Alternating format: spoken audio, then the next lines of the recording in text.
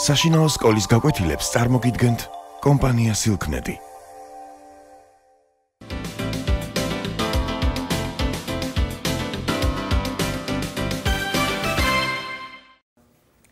მოგესალმებით. დღევანდელი ჩვენი საუბრის თემა გახლავთ იგავარაკები. თქვენ ალბათ ხშირად მიგიმსგავსებიათ ზღაპარი იგავარაკთან. მაგრამ რა თქმა უნდა არის მსგავსება, თუმცა განსხვავებაც არის. ზღაპარში ისევე როგორც იგავარაკში მოქმედი პირები არიან ცხოველები, ფრინველები, მწერები, თუმცა ზღაპრის ბოლოს ისინი არ გვთავაზობენ რაიმე რჩევა დარიგებას. ზღაპარი არის ჯადოსნური სათავგადასავლო შინაარსის. ხოლო რაც შეეხება იგავარაკს, იგავარაკშიც ასევე არიან მოქმედი პირები, ცხოველები, ფრინველები, მწერები, ადამიანებთან ერთად, რა თქმა უნდა, მაგრამ იგავის ბოლოს ავტორი გვთავაზობს რჩევა დარიგებას, ყოფითი ან რაიმე სხვა სახის რჩევა დარიგებას. იგავარაკები დიდი ხნის წინათ დამკვიდრდა მწერლობაში. ჯერ კიდევ ჩვენ წელთ აღრიცხვამდე მე-6 საუკუნეში ძველ რომში იგავების ენით საუბრობდა ეზოპე. მოგვიანებით ჩვენი წელთაღრიცხვის პირველ საუკუნეში ასევე ძველ რომში გამოჩნდა ფედრუსი. მოგვიანებით საფრანგეთში ლაფონტენი, გერმანიაში ლისინგი, აგრეთვე ინდური კრებულია ცნობილი, ასეთი პანჩატატრა, რომელიც საქართველოში სპარსეთიდან შემოვიდა ქილილასა და დამანას სახელწოდებით. ქართულ მწერლობაში ფეხი მოიკიდა იგავარაკებმა სულხან-საბა ორბელიანის წყალობით. სულხან-საბა ორბელიანი წერდა როგორც ორიგინალური სახით იგავარაკებს, ასევე თარგმნიდა კიდეც. სულხან-საბა დაიბადა 1648 წელს 24 ოქტომბერს ქვემო ქართლის სოფელ ტანძიაში. აქვე გაატარა სულხანმა ბავშვობა და ყრმობის ასაკი.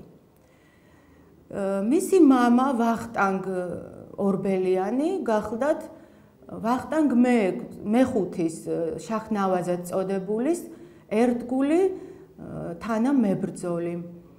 მისი დედა, სულხანის დედა, ქალბატონი თამარ ერისთავი გახლდათ სპარსეთის აჯანყებაში მონაწილე ერთ-ერთი მეთაურის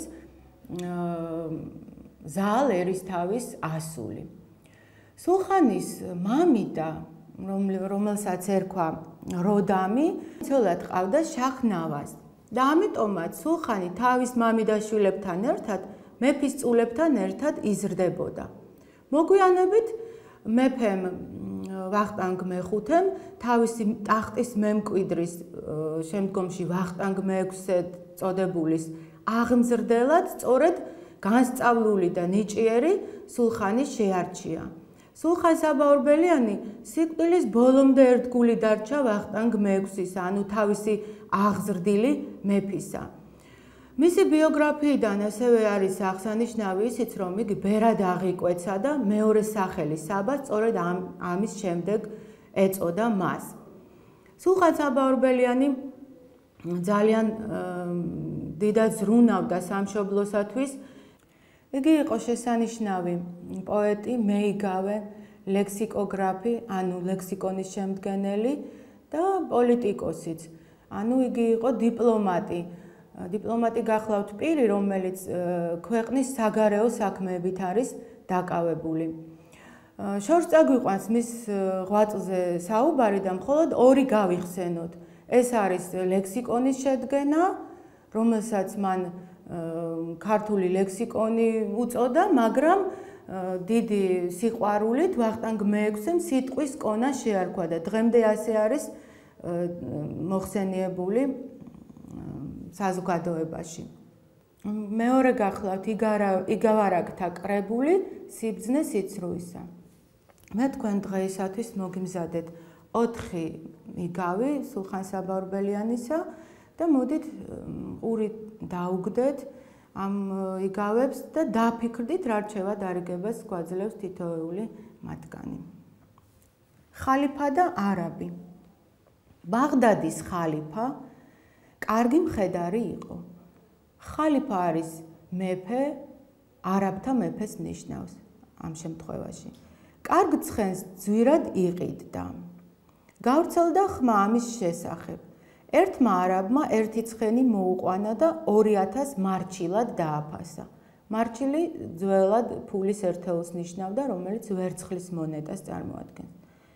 ხალიფა არც შევაჭრებია, ისე მოატანინა თავის მსახურებს ფული და გადაუხადა არაბს.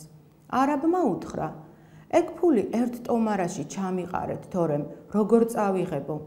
მართლაც მოუტანეს ტომარა. არაბმა ჩაყარა ეს ფული შიგ, შემდეგ გადაჰკიდა უკვე გაყიდულ ცხენს, თვითონაც ზედ შემოაჯდა და გააჭენა.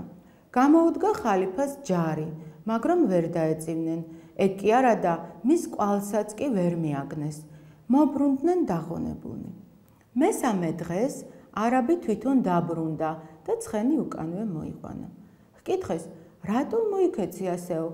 მან უპასუხა: ვერცხლი მძიმე არის, ვერ ვზიდავდი. არადა შორს ცხოვრობ, როგორ უნდა წამეღო?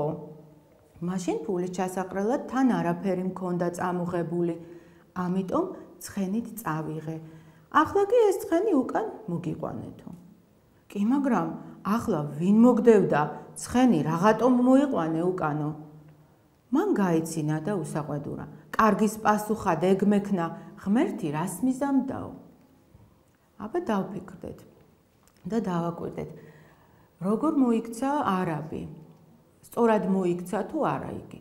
რა თქმა უნდა, თავდაპირველად იგი არასწორად მოიქცა, როდესაც გაყიდული ცხენი თან წაიყვანა. თუმცა, როდესაც დაბრუნდა, იგი თავის საქციელს ამართლებს და ნახეთ რას ამბობს. კარგის პასუხად ეგ მექნა, ღმერთი რას მიზამდაო?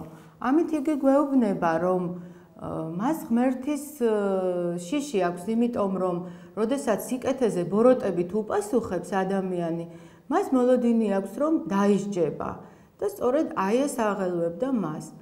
დაფიქრდით თქვენ და თქვენეული ვერსია ჩამოაყალიბეთ, იქნებ სხვა აზრი გაგაჩნდეთ ამ იგავის შესახებ. ახლა მოусმინოთ მომდევნო იგავს. ენით დაკოდილი. ერთი კაცი და ერთი დათვი დაძმობილდნენ.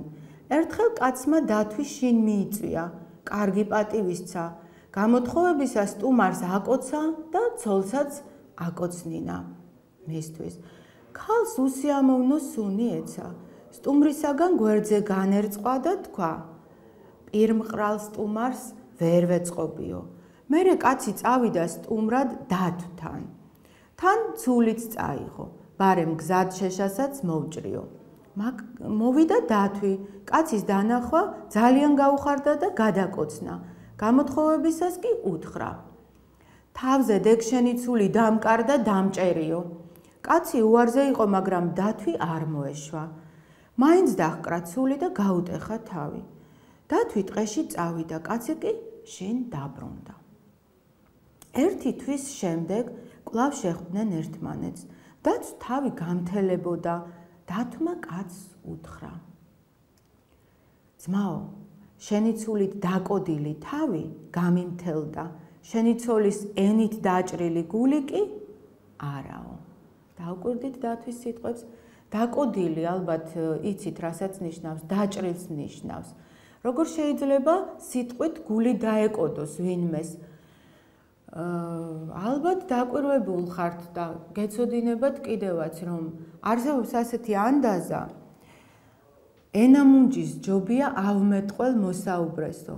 ზოგჯერ თქმით ისეთი რაღაცის დაშავება შეიძლება, ისე შეიძლება ვინმეს გული ვატკინოთ, რომ ფიზიკურად ასეთი ზიანი ვერც კი მიაყენოს, ვერც კი მიადგეს ადამიანს.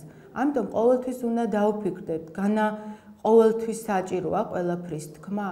შოთა რუსთაველის აფორიზმიც ხომ ამას გვახსენებს. ზოგჯერ თქმა სჯობს არა თქმასა, ზოგჯერ თქმითაც დაშავდების. ახლა დავუკვირდეთ მესამე იგავს, ეს გახლავთ კუ და მორიელი.